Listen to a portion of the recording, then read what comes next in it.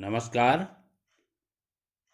यदि आप पीडब्ल्यूडी में ठेकेदारी का लाइसेंस बनवाना चाहते हैं, यानी ठेकेदारी का रजिस्ट्रेशन करवाना चाहते हैं पीडब्ल्यूडी में, जिसको सार्वजनिक निर्वहन विभाग भी बोला जाता है, तो आइए आज बात करते हैं पीडब्ल्यूडी में ठेकेदारी का लाइसेंस बनवाने के लिए आपको क्या क्या डॉक्यूमेंट्स की आवश्यकता होती है, कितने रुपए की सिक्योरिटी जमा करानी पड़ती है, क्या फीस लगती है और कौन कौन से डॉक्यूमेंट्स चाहिए होते हैं।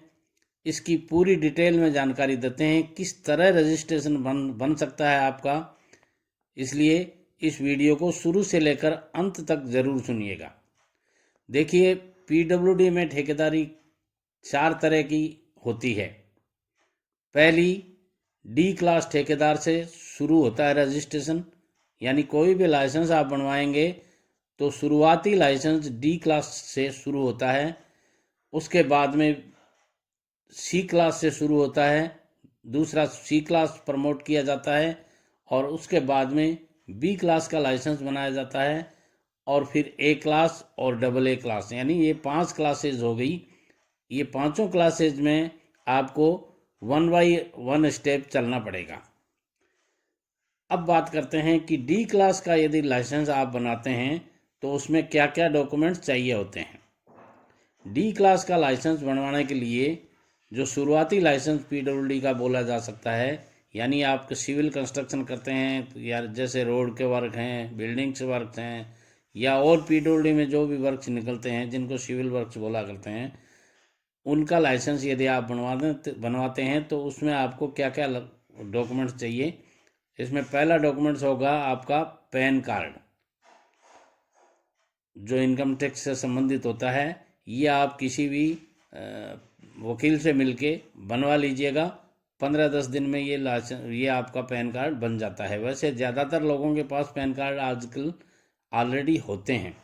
उसके बाद में आपको आधार कार्ड की ज़रूरत होती है, तो आधार कार्ड ज़्यादातर लोग बना के पहले से रखते हैं, इसलिए यदि आपने पहले से बना रखा है तो वो चल ही जाएगा। इसके बाद में आपको 2 आईडी प्रूफ चाहिए। 2 आईडी प्रूफ में जैसे मान लीजिए आपका पासपोर्ट है वो चल सकता है, ड्राइविंग लाइसेंस चल सकता है, और 2 आपको एड्रेस प्रूफ चाहिए। एड्रेस प्रूफ में इसलिए चाहिए कि जब भी कोई पीडब्ल्यूडी की तरफ से आपके पास कोई लेटर आता है, यानी कागजी कार्रवाई कुछ भी होती है, तो आपको जो लेटर दिया जाता है वो आपके एड्रेस पे पहुंच जाए।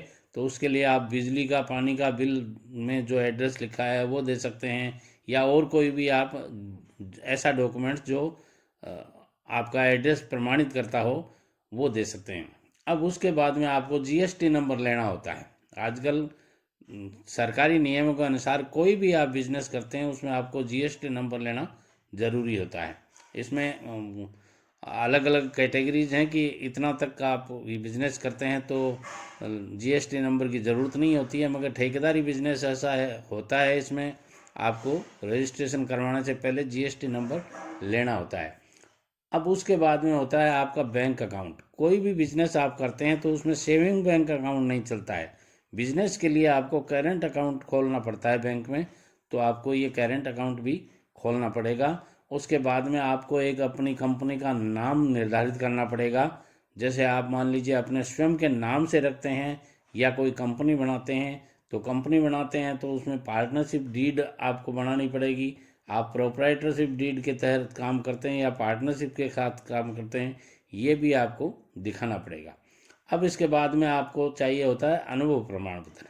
अनुभव प्रमाण पत्र के लिए यदि आपने इंजीनियरिंग में बी या डिग्री कर रखी है या डिप्लोमा ले रखा है तो आपको कोई अनुभव प्रमाण पत्र की ज़रूरत नहीं है, आपका लाइसेंस सीधे बन जाएगा। मगर यदि आप साधारण व्यक्ति हैं, साधारण पढ़े लिखे हैं, तो आपको फिर अनुभव प्रमाण पत्र की ज़रूरत होती है, और वो अनुभव प्रमाण पत्र आपको किसी ठेकेदार से लेना होगा जिसके यहाँ आपने काम किया है या काम सीखा है 4-6 महीने 12 महीने या 2 साल 5 साल, जहाँ जितना काम किया है, जिस स्तर का काम किया है आपने, वैसा अनुभव प्रमाण पत्र आपको जिस ठेकेदार के पास में काम किया है वो दे देगा, या जिस वर्ग का आपको नॉलेज है वहाँ से आप प्रमाण पत्र अनुभव का ले लीजिए और वो काम आ जाएगा। अब उसके बाद में बात आती है सिक्योरिटी डिपॉजिट की। तो security deposit D class registration के लिए 50,000 रुपये की सिक्योरिटी डिपॉजिट एफडी के तौर पर ली जाती है। वो एफडी आपके स्वयं के नाम से हो सकती है, उसको आप प्लेज करवा सकते हैं। वो एफडी आपकी पहले की बनी हुई हो सकती है, वो भी चल जाएगी वो, मगर होनी चाहिए उस फर्म के नाम से। जिस फर्म से आपने रजिस्ट्रेशन करवाना चाहते हैं उस फर्म के नाम की होनी चाहिए, या उसमें जो आपने प्रोप्राइटर हैं आप, तो प्रोप्राइटर के नाम की होनी चाहिए। उसको आप प्लेज करवा कर वहाँ एक्शन, जिसको अधिशासी अभियंता बोलते हैं पीडब्ल्यूडी में, वहाँ आपको जमा करवानी पड़ेगी। वो रजिस्ट्रेशन के साथ में लगानी पड़ेगी आपको। रजिस्ट्रेशन के डॉक्यूमेंट्स होते हैं उनके साथ में आपको वो लगानी पड़ती है। अब उसके बाद में वो आपके नाम प्लेज होगी तो आपकी रहेगी, मगर यदि विभाग की ये काम आप सारे पूरे कर देते हैं, जब भी आप रजिस्ट्रेशन कैंसिल करवाते हैं कि अब मेरे को रजिस्ट्रेशन की ज़रूरत नहीं है, उस दिन आपको वो एफडी वापस मिल जाएगी, बशर्ते कि आपके किसी भी काम में कहीं कोई गड़बड़ नहीं होगी, कोई ड्यूज नहीं होंगे, कोई बकाया नहीं होंगे, तो आपको वो वापस मिल जाएगी और उसका इंटरेस्ट भी आपके ही अकाउंट में आता रहेगा। इसलिए ये ध्यान रखिएगा। अब उसके बाद में पीडब्ल्यूडी में रजिस्ट्रेशन आप डी क्लास का करवाते हैं तो उसकी नॉमिनल फीस निर्धारित होती है। 1,000-2,000 रुपये जो भी फीस है वो निर्धारित होती है। आजकल पीडब्ल्यूडी में रजिस्ट्रेशन डी क्लास का करवाने के लिए ऑनलाइन की व्यवस्था भी हो गई है, मगर ज़्यादातर विभागों में ऑनलाइन की व्यवस्था डी क्लास के लिए कम काम में लेते हैं, इसलिए डायरेक्ट पुराने तरीके से ये रजिस्ट्रेशन किए जाते हैं। फिर भी आप वहाँ अधिशासी अभियंता पीडब्ल्यूडी के कार्यालय में उपस्थित हो जाएं और वहाँ ये सारे डॉक्यूमेंट्स आप, वहाँ अकाउंटेंट साहब बैठते हैं, उनके कार्यालय में आप ये डॉक्यूमेंट्स जमा करवा दीजिए सारे जो मैंने बताए हैं।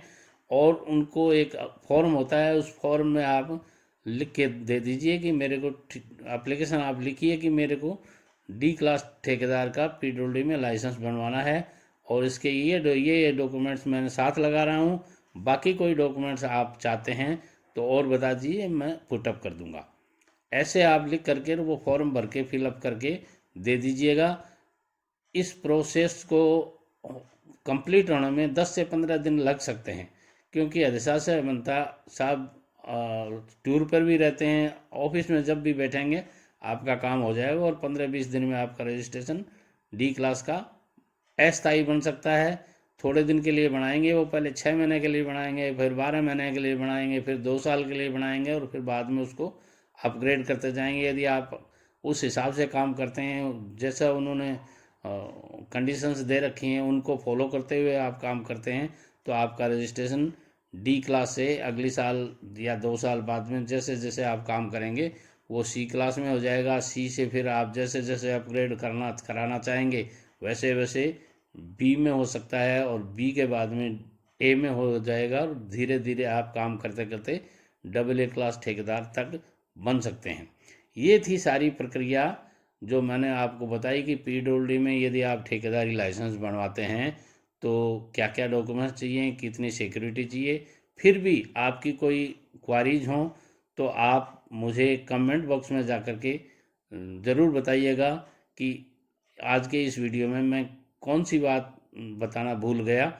तो यदि आप विशेष रूप से चाहेंगे तो मैं दोबारा कमेंट बॉक्स में ही जवाब दे दूंगा अथवा किसी वीडियो के थ्रू आपको जवाब मिल जाएगा। वीडियो पसंद आता है सारे दोस्तों में शेयर कीजिएगा, लाइक कीजिएगा और मेरी चैनल दो साथी टीवी यदि आपने अभी तक सब्सक्राइब नहीं की है तो ज़रूर कर लीजिएगा, ताकि आने वाले हर वीडियो का नोटिफिकेशन आपको मिलता रहे। बेल आइकन को दबा दीजिएगा जिससे आपको हर वीडियो का नोटिफिकेशन मिलता रहे।